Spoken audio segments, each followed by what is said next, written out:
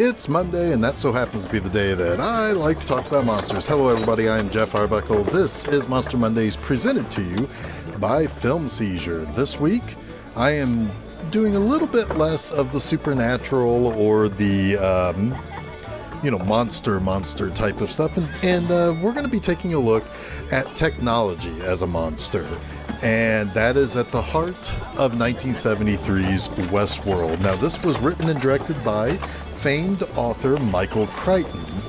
Crichton had made a huge splash in 1969 with the publication of The Andromeda Strain, and that was turned into a movie in 1971 by Robert Wise.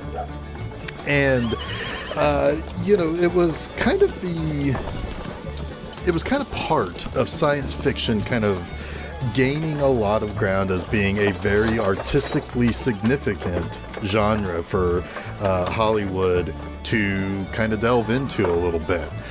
This was, at the time, I should say, this was kind of running off of the heels of Stanley Kubrick's 2001: A Space Odyssey and off Planet of the Apes, which, while Planet of the Apes has a little bit of a camp value to it, it is taken very seriously in terms of what science fiction movies could be produced as.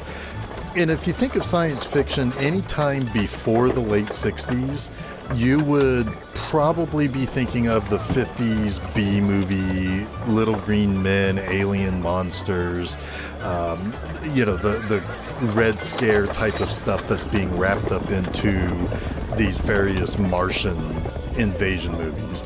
There are very, very few of those 50 science fiction movies that are considered artistically significant in terms of being overly well-made, overly well-written, overly well-acted, and so forth.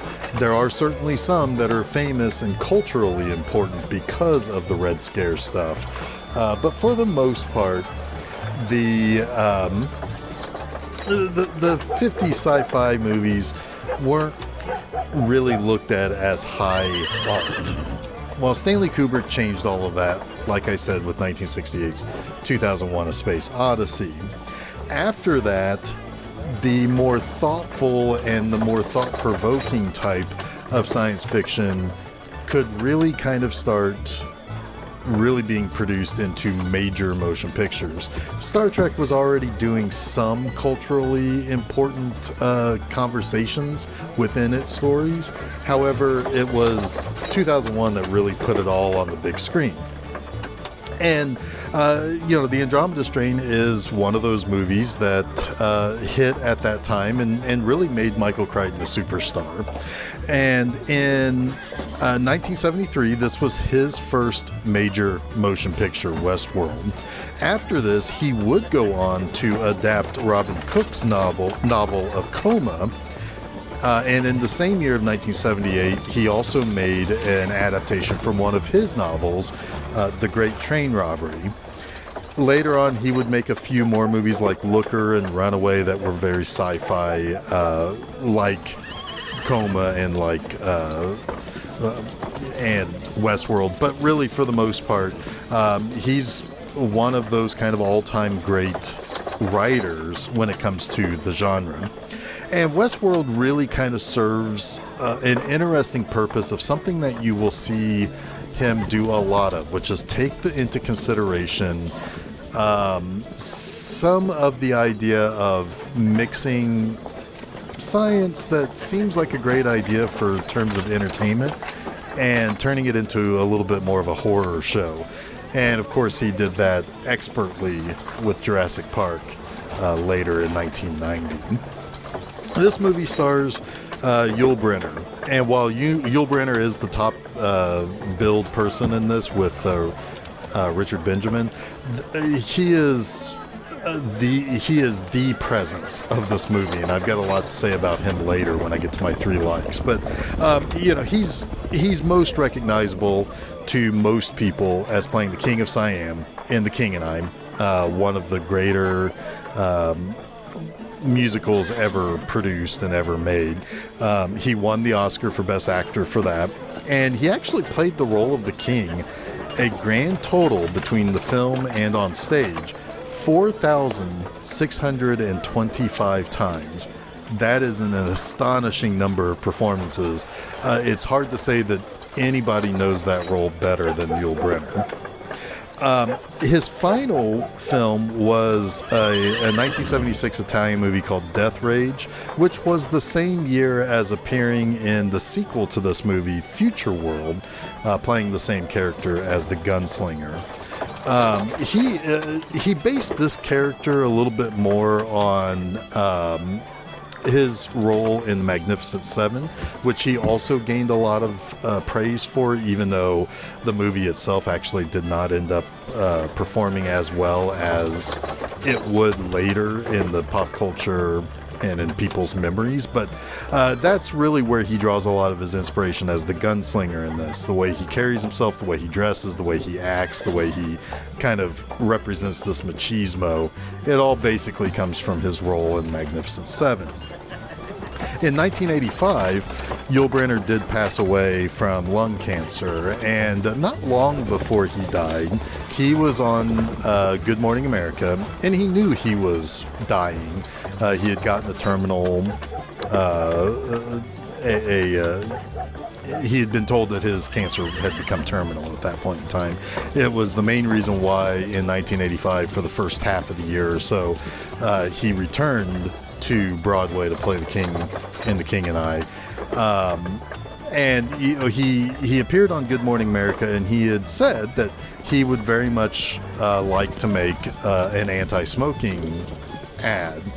And with the help of the American Cancer Society, an ad was created, but it didn't appear until a few days after he had passed away. But what they used was footage from that interview, and he was one of the first major actors to really kind of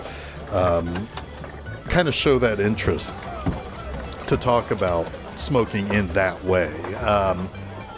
At a time, I might add, in which people were beginning to understand the dangers of smoking, but they had not yet really been told that, yeah, all of these things are not just hit pieces, this is truth.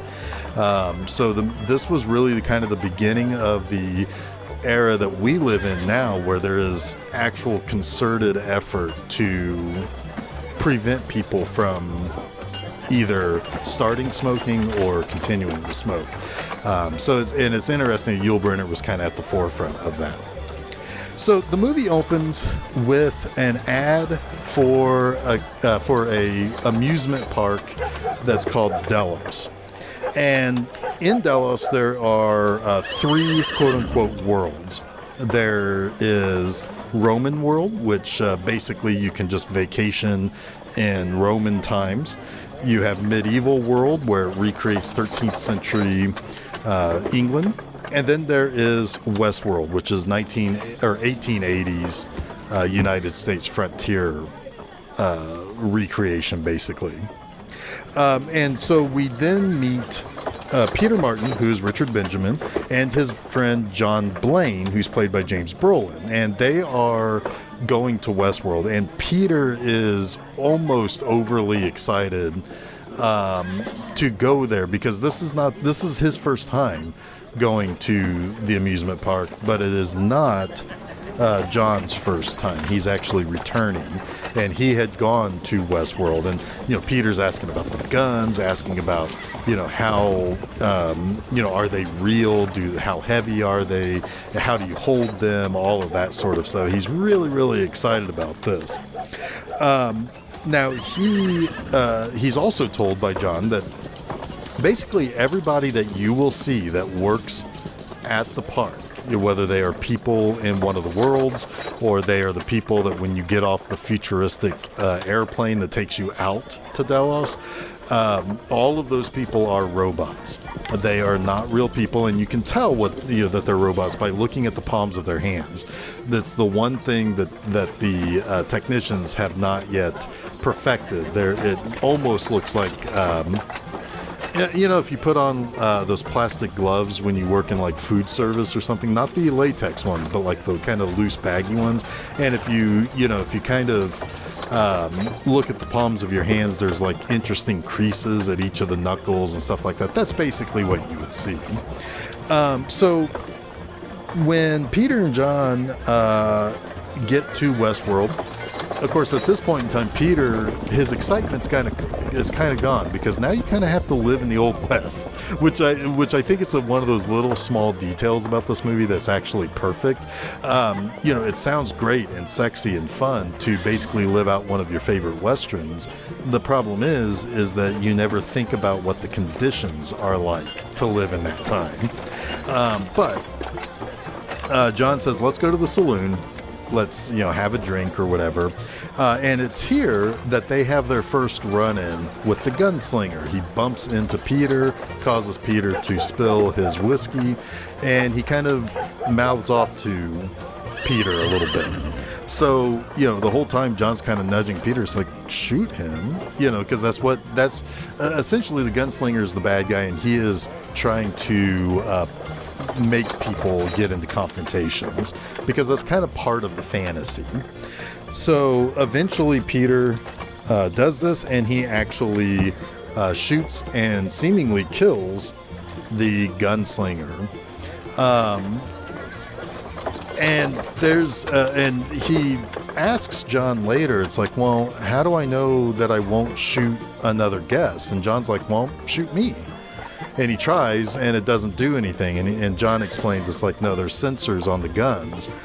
It won't shoot on anything that is basically that has a heat signature, basically living things that generate heat. The gun knows it can't fire at it, which is also kind of an interesting little. It kind of helps fill a little bit of a plot hole, if you will, by saying, well, why wouldn't people just take their enemies out there and shoot them? At high noon in Westworld or something. But one of the things that ends up happening is that basically everything here is very authentic. There are saloons. There are machines that are making food for the visitors. There are, within the saloons, there are madams that have hookers that they will, and you can have sex with the hookers. You can have bar fights. All of these things are taken care of. And there are also simulated things that happen throughout the course of a day, too, like a bank robbery will take place or something like that. But what we end up finding out is that anything that was shot or anything that was injured or anything that needs repairs, overnight while the guests are sleeping, the Delos, technicians and stuff will come out, collect all the bodies, take them back to the control center, and basically fix them from there. And then they put them back out there for the next morning. It's all done under the cover of night, all secretive and everything. So the next morning, we have another run-in with the gunslinger. This time the gunslinger has broken into their room and is holding John at gunpoint while Peter is finishing up with his morning bath. And again, Peter shoots and kills the gunslinger. So we're seeing a repeated pattern here, but what we also don't realize is something else that's going on with the three worlds. The technicians in the primary control center and everything have started realizing an uptick in malfunctions, and they are all these core programming malfunctions. And originally, a few months ago, it started in Roman world, and then it spread to medieval world. Now it's spread to Westworld. And it is something that the technicians are starting to believe is a little bit more like a virus or a disease. And this is a really interesting take on this, because before anybody could really say what it is, you're kind of left to believe that these machines are almost taking on life of its own. They're able to capture, or they're able to get and then send along viruses to one another, and it's never really that much more explored in the movie. But at the same time, is kind of the concept that we're faced here, is that it's possible, because even the chief technician, who by the way is played by Alan Oppenheimer, who is the voice of Skeletor from He-Man and Masters of the Universe, but he concludes that well, we don't really know how these androids work. They are being built and programmed by other computers. We don't know exactly how these things work. We just know what pieces to put together, which is kind of a scary concept. Once you start getting beyond the actual math of how something should be able to work and the wires to, if you plug this wire into this wire, it should create a circuit that does something. After that, you don't really know how things operate. Particularly when something has basically simulated or artificial intelligence that's made to respond to people and to seem real. It's kind of terrifying. But as these things kind of continue to spiral out of the control of the technicians, sure enough, during all of this, they decide to upgrade the gunslinger. They give him much more sensitive hearing, and they give him infrared vision and much more acute vision. So he is basically the top of the line robot in these worlds. And all of a sudden, he shows back up again one morning, and he wants to have a gunfight with Peter and John. And John's like, nah, I'll take care of it this time. Well, he gets shot this time, and John gets killed. And now the gunslinger is almost kind of single-mindedly chasing after Peter and killing everything that gets in his way. And he ends up chasing Peter the Roman world into the control center, and then out into the medieval world. And Peter has to figure out that, and he learns this from a technician that ultimately the gunslinger kills, that, oh yeah, this is one of the top of the line robots. He's got a special vision. He's got special hearing.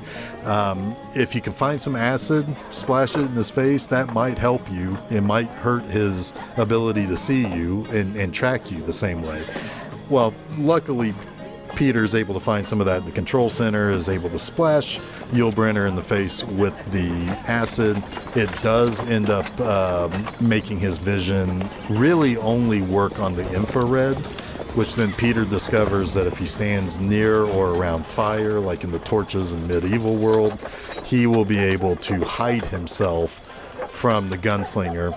And he eventually sets the gunslinger on fire, and soon realizes that he's the only thing left living in these three worlds. It's actually a pretty bleak ending, and it is one of those things that even the technicians die, because when the virus eventually gets to the control center, they end up getting locked in a room and suffocating.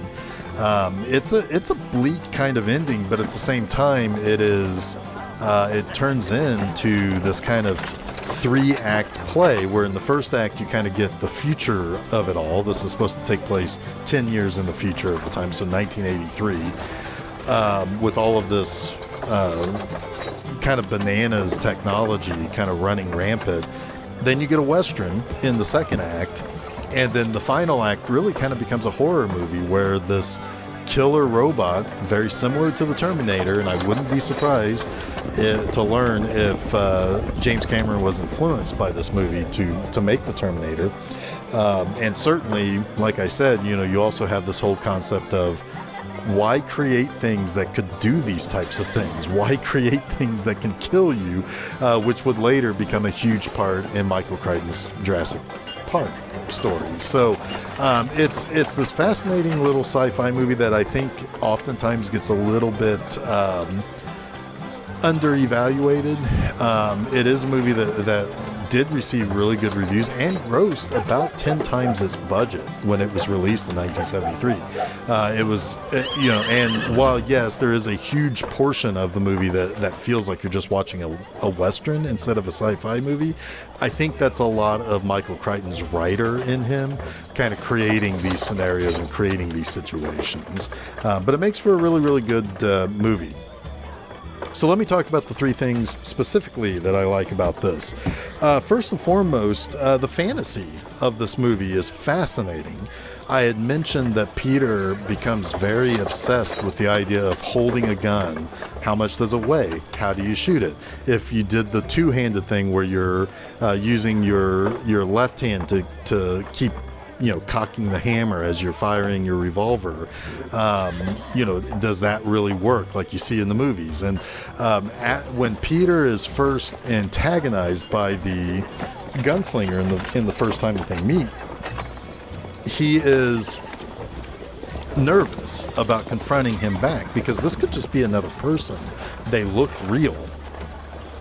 Well, when he shoots and kills the gunslinger finally, he kind of gets on this little bit of a power trip, which also kind of plays up a little bit to him, at first being a little bit weirded out about having sex with the robot hooker, but then decides, no, he loves this. And it becomes this very fascinating power trip that he has, which ends up, you see that end up playing out in different ways from different visitors.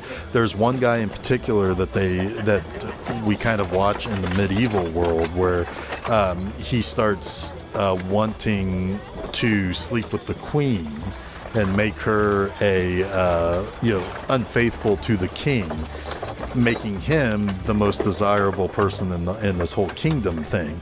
And then, he's got to defend her honor with the Black Knight that ends up attacking him and ends up killing him, by the way. We don't see that, but that's what ends up happening. Then there's Dick Van Patten, who is playing this guy who's also in the Westworld portion, and he once John shoots and kills the sheriff of the town for arresting Peter, he ends up wanting to become the sheriff, and he stands very proud once he gets the sheriff badge, and everybody kind of applauds him for standing up and becoming the sheriff. It's all of this kind of power fantasy that's playing out, because what's interesting is that there are psychological effects that this will have. When you go to a place, you can live out any of these fantasies that you want. You can shoot the sheriff and get away with it. You can have all the sex with all the with all the prostitutes at the brothel that you want. You can have as many bar fights as you want. Or you can have the Queen of medieval England sleep with you without any penalty or problem with the king. All of a sudden, you start realizing that these people are no longer really human either. They are utilizing these robots in this fantasy world to enrich themselves. And make themselves even that much more powerful, or at least that much more important, self-important, if you will. And it's a fascinating psychosis that is just there as the underbelly until the machines start to go crazy and killing everybody, particularly the gunslinger. You're kind of given this power trip that, oh wow, if you went to this place, you are in total control and you can do whatever you want without any consequence. Which may also have a weird effect in the real world too. In the commercial at the beginning, there's one person that talks about shooting people in Westworld, and he's not so sure once he starts thinking about it, did he shoot real people or not? Because they also bleed, and he did kill something. And you see him start to have an existential crisis as he's talking about his fantastic $1,000 a day vacation. It's a really fascinating concept that this movie plays with. On the flip side of that, my second like number two, is the eeriness of the behind-the-scenes stuff. All of the behind-the-scenes stuff is so electronic and so sterile. I have to believe that some of the ambient score that is used whenever the technicians come out in the middle of the night and start picking up all the dead robots and taking them back to be repaired, or some of the electronic music that you hear in some of the control center scenes, I have to believe that also inspired John Carpenter for Halloween 3. Halloween 3 dealing heavily with androids and robot characters. It makes this very sterile and very eerie, almost like the real people are less human and more robotic in their movements and the way that they act, particularly when they go out and pick up all of the dead bodies that need to be repaired. It makes them almost seem less human than the actual robots in Westworld, medieval world, and Roman world. Thirdly, I don't think you can talk about this movie without giving major consideration to Yul Brynner's importance to this movie. Before the Westworld TV show started on HBO, the mere mention of Westworld for anybody who may have ever seen this movie or know about this movie or understand this movie, or has, ever seen the VHS box for it, has seen the gunslinger in every piece of media. He is a terrifying presence in this movie. You know that he's the bad guy from the first time he walks in and just purposely bumps into Peter to start a fight, and to start a gunfight, no less. And his tunnel vision for seeking out Peter and John later in the movie is horrifying. And he is such a presence. You never get the impression that Yul Brynner is a very tall person, but he is very thick in the sense that he walks with a particular gait. He always has his hands on his belt, on his holster. So it adds this kind of width to him that really makes him kind of this imposing character. And as he is walking in straight lines. He is walking and acting like a robot in this movie, and it's terrifying. And it's one of those things that really sticks with me as I watch this movie, or as I even think about the title Westworld. The first thing I think of is Yul Brynner in the dark blue shirt, the black hat, and the way that he stands and carries himself in this. It's such an important part to this movie, and it's an incredibly important piece of the advertising around this movie. So that wraps up this week's Monster Mondays. Don't forget to check out new episodes of Film Seizure every Wednesday morning and new installments of Monster Mondays each Monday afternoon on filmseizure.com, as well as places where fine podcasts are found, like SoundCloud, Apple Podcasts, Google Podcasts, Stitcher, TuneIn, Spotify, and Audible.